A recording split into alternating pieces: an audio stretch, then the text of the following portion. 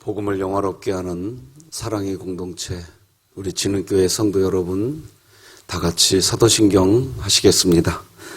전능하사 천지를 만드신 하나님 아버지를 내가 믿사오며 그 외아들 우리 주 예수 그리스도를 믿사오니 이는 성령으로 잉태하사 동정녀 마리아에게 나시고 본디오 빌라도에게 고난을 받으사 십자가에 못 박혀 죽으시고 장사한 지 사흘 만에 죽은 자 가운데서 다시 살아나시며 하늘에 오르사 전능하신 하나님 우편에 앉아 계시다가 저리로서 산자와 죽은 자를 심판하러 오시리라. 성령을 믿사오며 거룩한 공회와 성도가 서로 교통하는 것과 죄를 사하여 주시는 것과 몸이 다시 사는 것과 영원히 사는 것을 믿사옵나이다. 아멘. 우리 찬송가 70장 하나님께 찬양 드리겠습니다.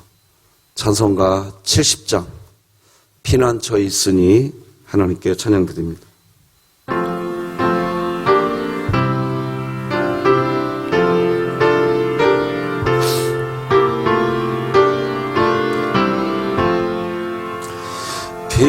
피난처 있으니 환난을 당한 자 이리 오라.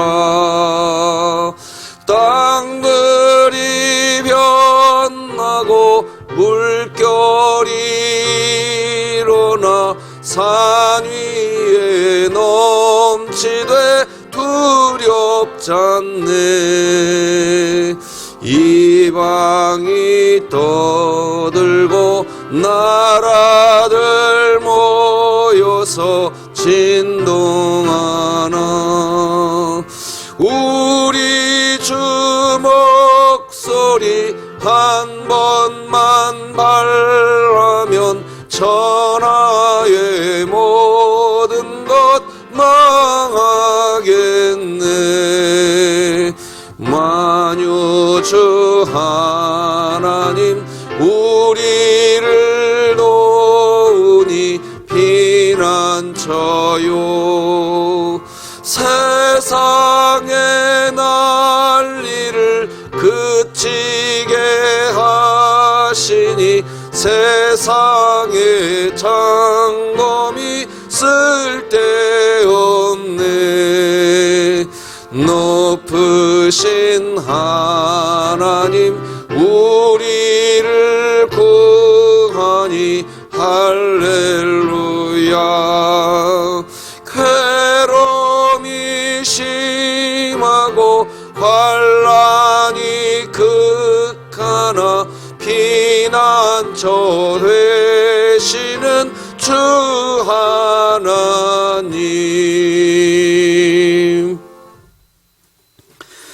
오늘 함께 나눌 하나님의 말씀은 구약성경 시편 37편 23절에서 마지막 40절까지 한 절씩 교독하시겠습니다. 시편 37편 23절에서 40절입니다. 하나님의 말씀입니다. 여호와께서 사람의 걸음을 정하시고 그의 길을 기뻐하시나니 그는 넘어지나 아주 엎드러지지 아니함은 여호와께서 그의 손으로 붙드심이로다. 내가 어려서부터 늙기까지 의인이 버림을 당하거나 그의 자손이 걸식함을 보지 못하였도다. 그는 종일토록 은혜를 베풀고 꾸어주니 그의 자손이 복을 받는도다. 악에서 떠나 선을 행하라. 그리하면 영원히 살리니 여호와께서 정의를 사랑하시고 그의 성도를 버리지 아니하심이로다. 그들은 영원히 보호를 받으나 악인의 자손은 끊어지리로다. 의인이 땅을 차지하며 거기서 영원히 살리로다. 의인의 입은 지혜로우며 그의 혀는 정의를 말하며 그의 마음에는 하나님의 법이 있으니 그의 걸음은 실족함이 없으리로다. 악인이 의인을 엿보아 살해할 기회를 찾으나 여호와는 그를 악인의 손에 버려두지 아니하시고 재판 때에도 정죄하지 아니하시리로다. 여호와를 바라고 그의 도를 지키라. 그리하면 네가 땅을 차지하게 하실 것이라. 악인이 끊어질 때에 네가 똑똑히 보리로다. 내가 악인의 큰 세력을 본즉 그 본래의 땅에 서 있는 나무잎이 무성함과 같으나 지나갈 때에 그는 없어졌나니 내가 찾아도 발견하지 못하였도다. 온전한 사람을 살피고 정직한 자를 볼지어다. 모든 화평한 자의 미래는 평안이로다.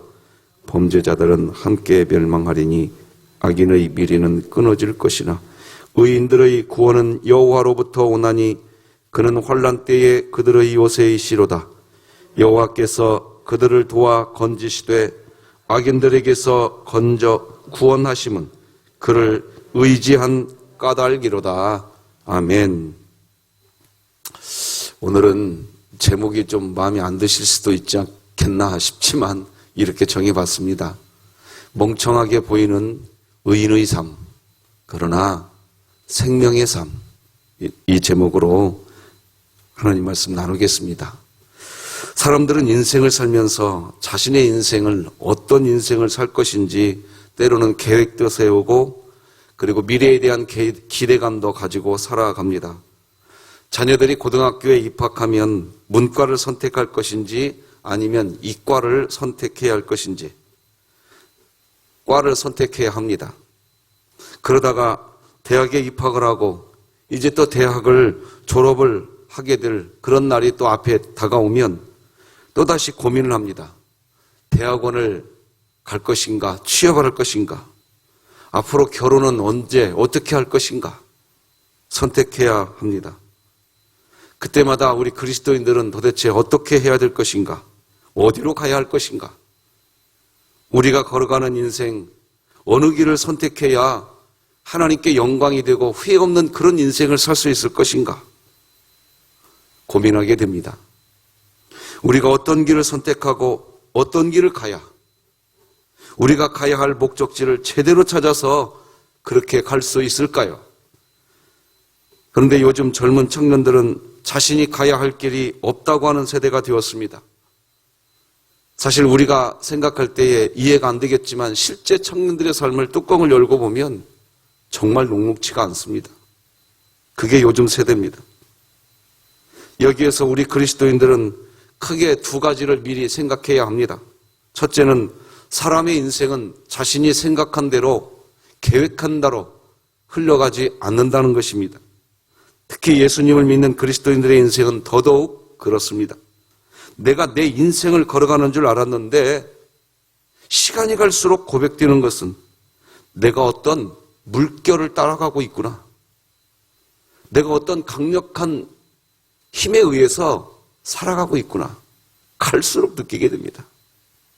그래서 사람들은 갈수록 자기 자신이 젊을 때는 막 뭔 일을 할 수 있겠다고 자신감을 갖지만 나중에는 내려놓게 됩니다. 누구나 똑같습니다. 내 뜻대로 가는 게 인생이 아니라는 것을 시간이 갈수록 더 크게 느낍니다. 종종 사람들과 만나서 이야기해보면 내가 지금 이 직장에 다닐 줄 나 꿈에도 몰랐어. 나 이 배우자하고 결혼해서 이렇게 평생 살 줄 나 꿈에도 몰랐어. 저도 수원에 와서 살 줄 꿈에도 몰랐습니다. 꿈에도 몰랐어요. 내 계획, 내 인생이라고 하지만 내 계획대로 살아가는 것이 아니라는 것을 알아야 합니다. 오랜 인생을 살아온 성경 저자는 그래서 잠언 16장 9절에서 이렇게 기록합니다. 같이 읽어보십시다. 시작. 사람은 자기 마음에 앞날을 계획하지만 그 걸음을 정하시는 이는 여호와이시다. 할렐루야. 하나님 안에서 인생을 살아본 사람은 결국 이렇게 고백합니다. 지금 우리도 그렇게 고백하게 될 인생이 될 것입니다. 여러분, 그러니 빨리 하셔야 됩니다. 빨리 알아야 돼요. 왜 사람들이 그렇게 탄식하고 왜 그렇게 실망하는가? 이거 살펴보면 거의 대부분 사람들은 지금도 자신이 원하는 대로, 자신이 계획한 대로 살아갈 줄 알고 그렇게 살아갑니다. 그런데요, 그렇게 되지 않습니다. 그래서 실망하고 탄식하고 살아갑니다. 그러니 빨리 아셔야 됩니다. 내가 내 마음대로 내 앞날을 계획하지만 내 걸음을 인도하시고 내가 계획한 그 길이 있다 할지라도 그 걸음을 주장하시는 분은 하나님이신 줄 빨리 아셔야 됩니다.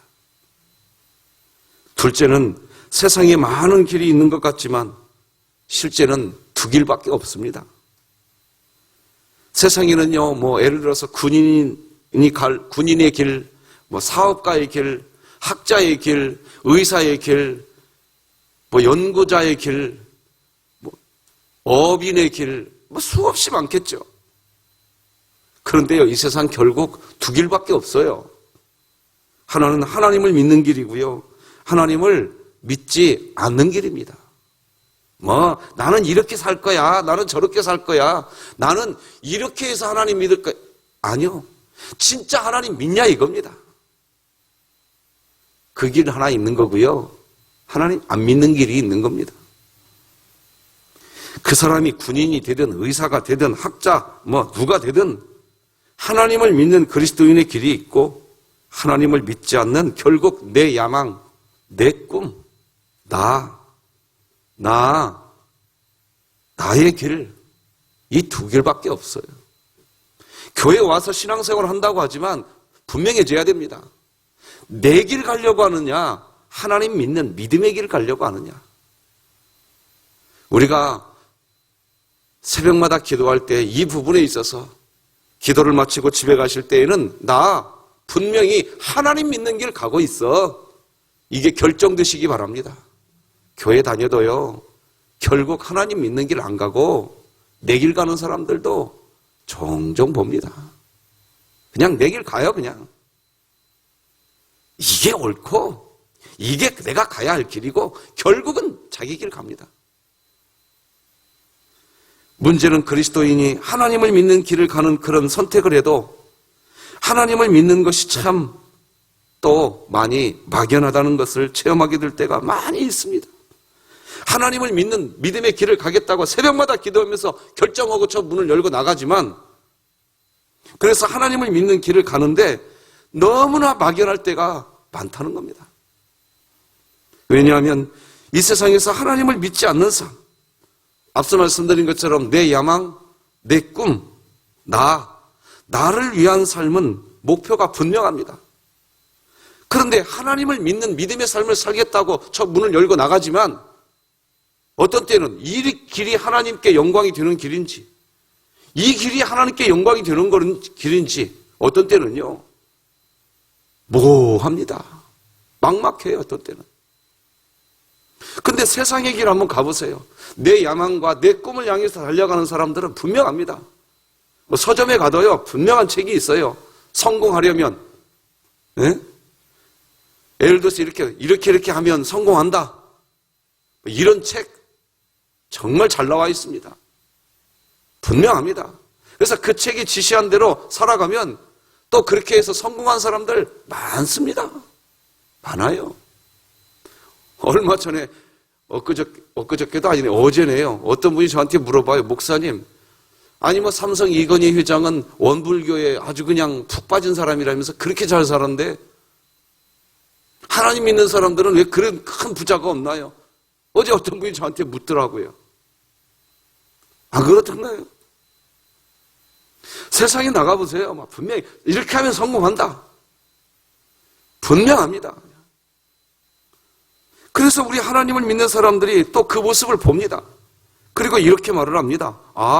성공하려면 저렇게 해야 하는구나, 성공하려면 자신을 드러내야 하는구나, 이렇게 말을 하게 됩니다.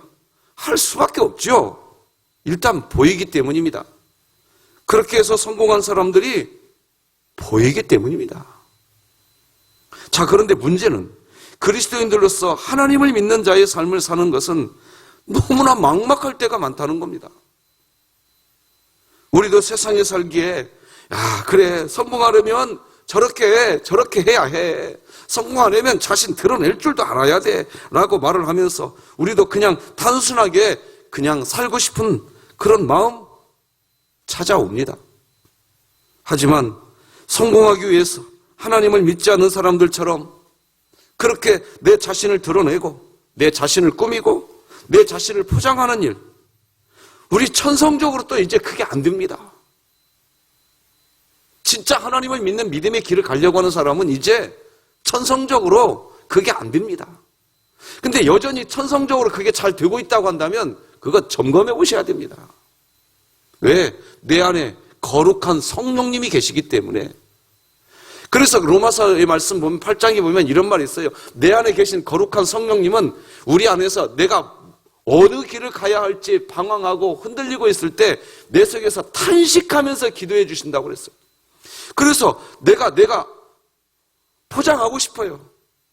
나를 막 드러내고 싶어. 근데 내 속에서 내 영혼이 나를 허락을 안 해요. 이런 괴로움이 우리에게 있습니다.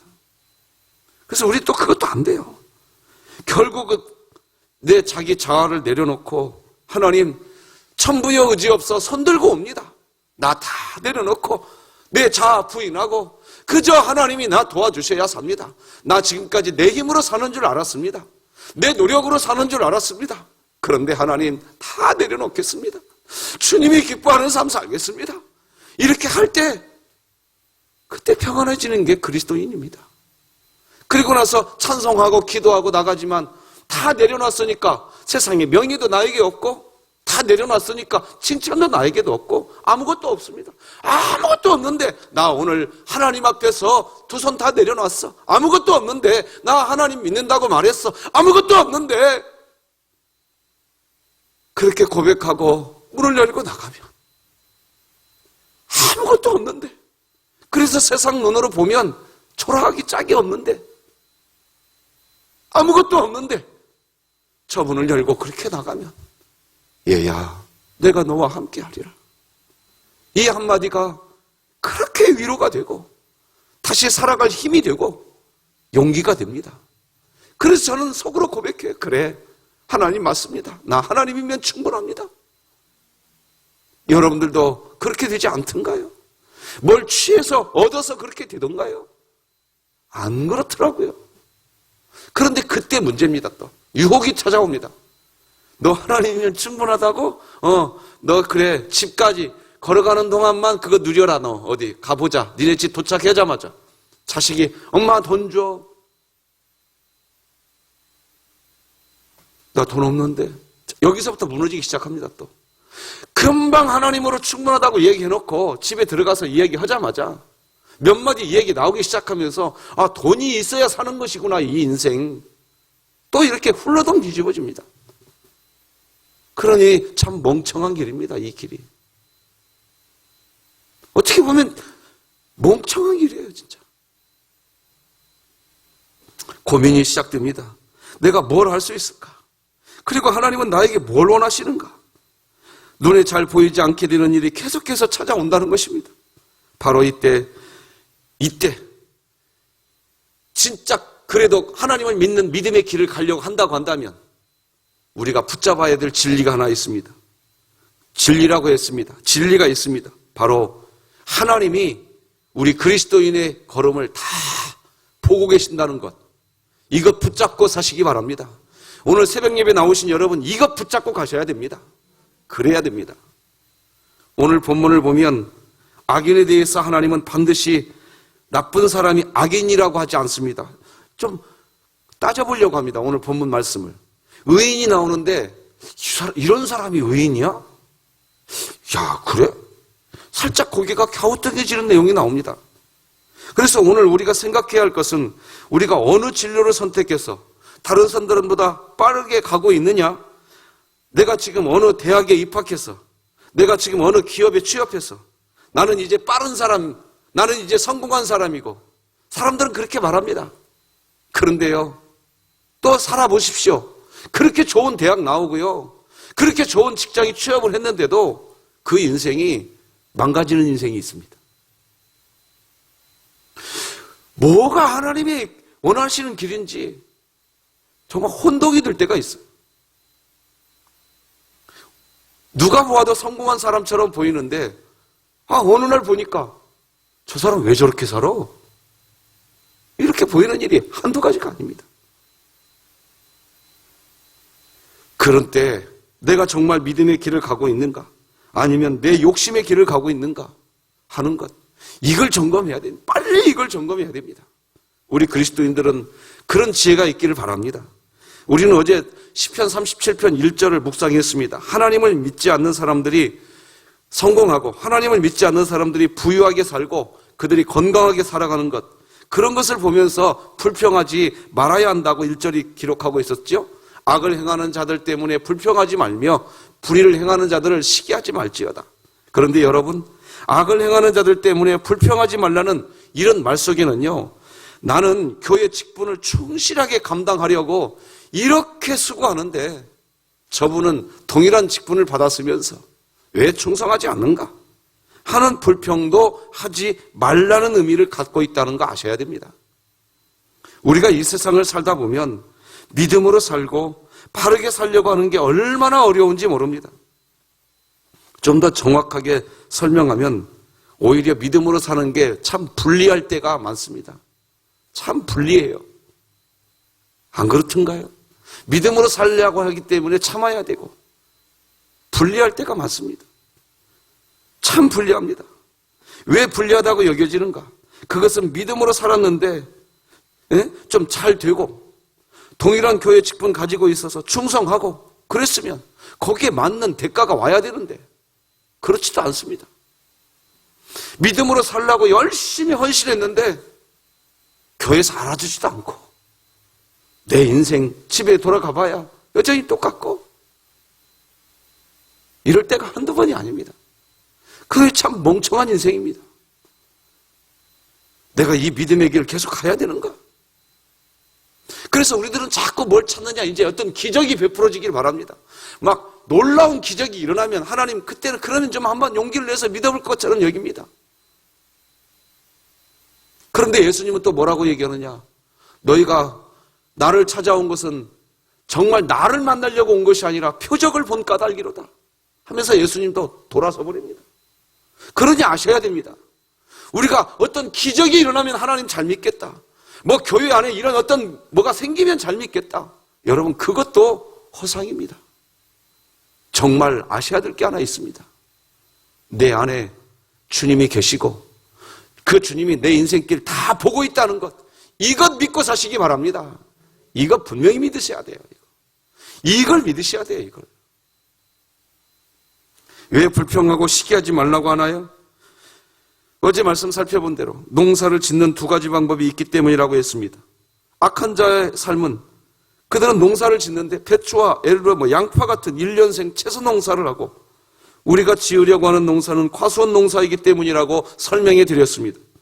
배추와 양파 농사는 씨를 뿌리고 조금만 있으면 곧 열매를 보게 됩니다.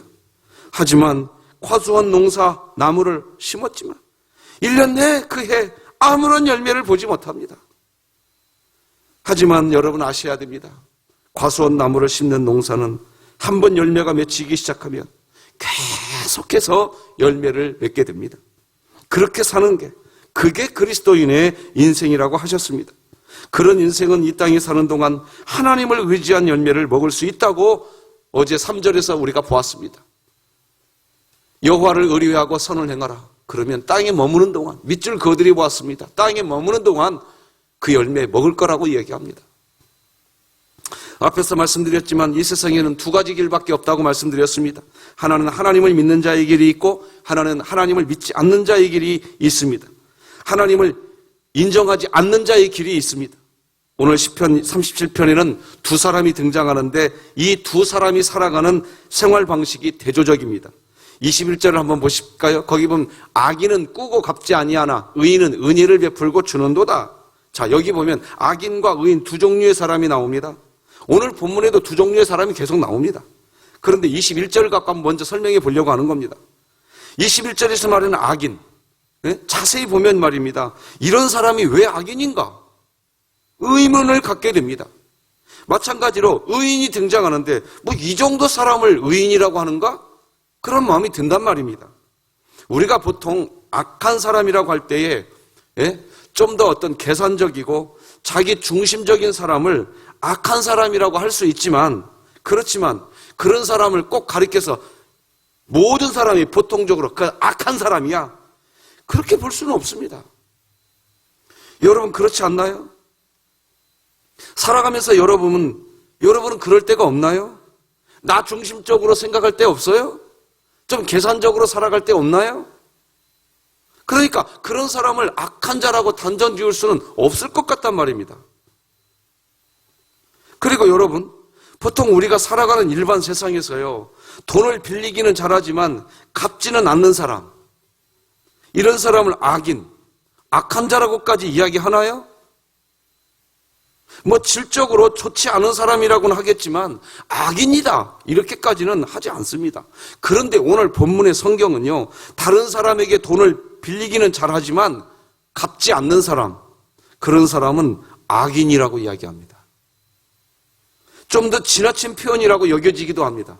오늘 본문이 그렇게 37편이 이야기하고 있다는 얘기예요.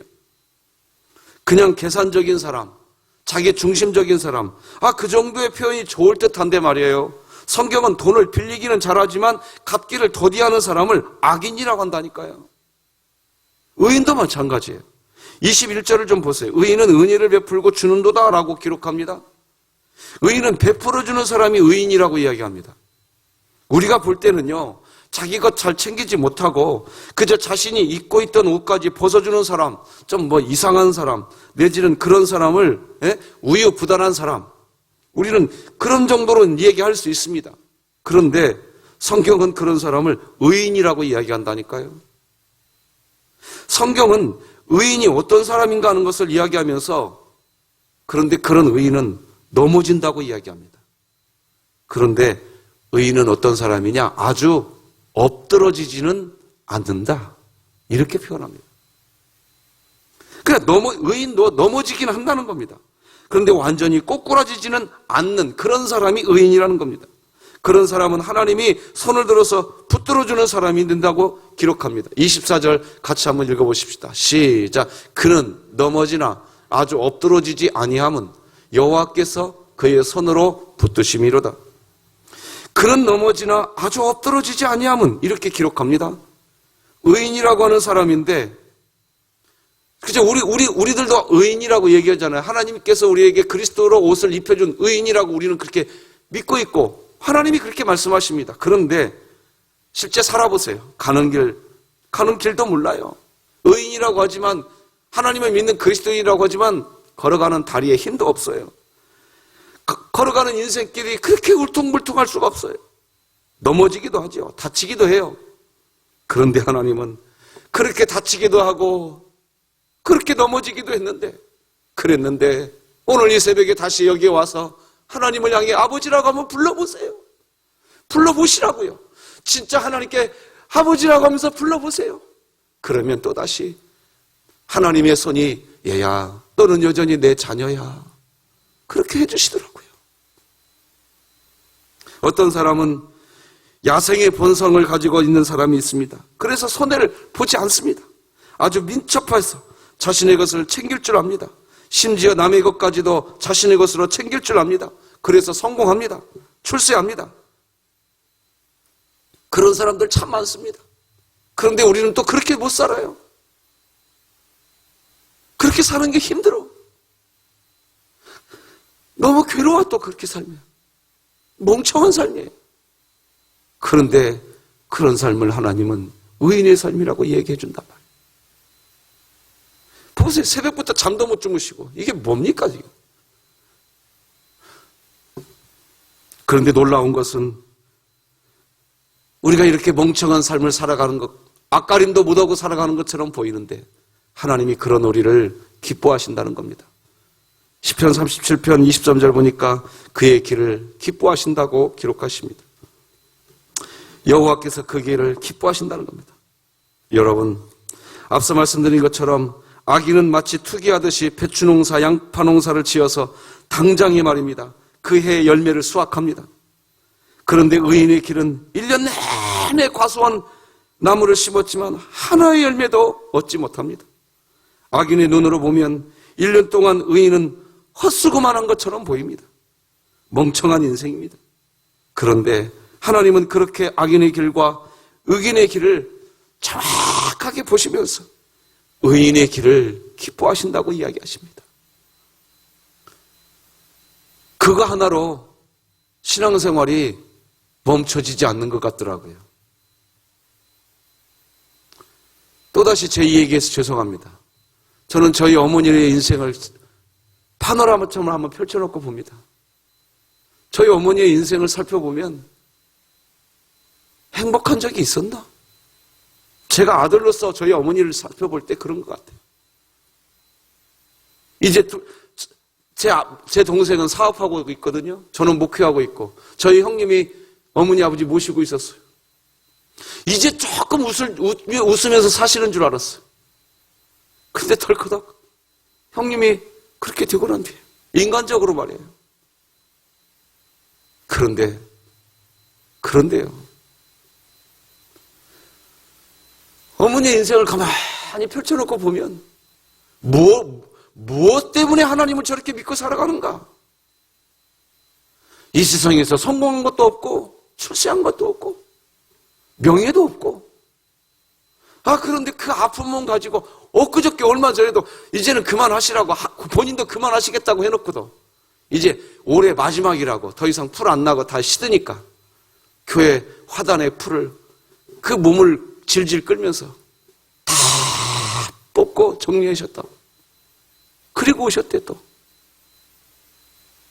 그래 놓고 찬송을 부르시는 거예요. 인간적으로 말하면 참 멍청한 인생이에요. 그런데 천국 갈 수 있잖아. 내 큰아들 가 있는 천국에 갈 수 있게 되었잖아. 이거 하나 갖고 찬송을 부르시더라고요.